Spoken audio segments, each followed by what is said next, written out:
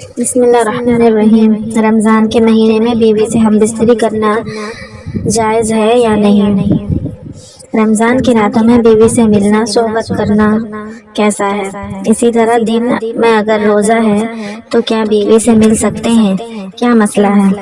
حدیث میں آتا ہے کہ حضرت عائشہ رضی اللہ تعالیٰ عنہما اور حضرت ام سلمہ رضی اللہ تعالیٰ عنہما روایت کرتی ہیں کہ رسول اللہ صلی اللہ علیہ وسلم صبح صادق کر لیا کرتے تھے جنابت کی حالت میں، یعنی اپنی بیوی سے ہم بستری کرنے کی وجہ سے، اپنی بیوی سے ملنے کی وجہ سے اللہ کے نبی صاحب ناپاک ہو جاتے تھے اور اسی حالت میں فجر ہو جاتی تھی، پھر اس کے بعد غسل کرتے تھے اور روزہ بھی رکھ لیتے تھے۔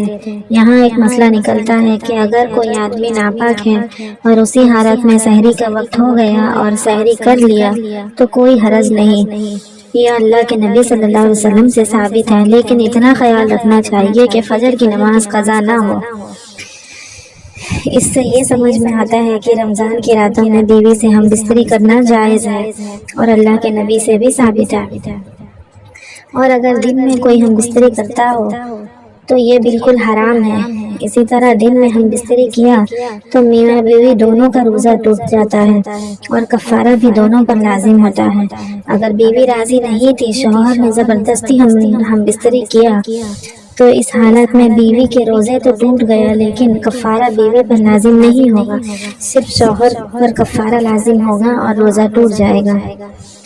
اسی طرح دن میں بیوی سے چھیڑخانی کرنا، بوس و کنار کرنا، چما چاٹی کرنا یا کس کرنا جائز ہے یا نہیں؟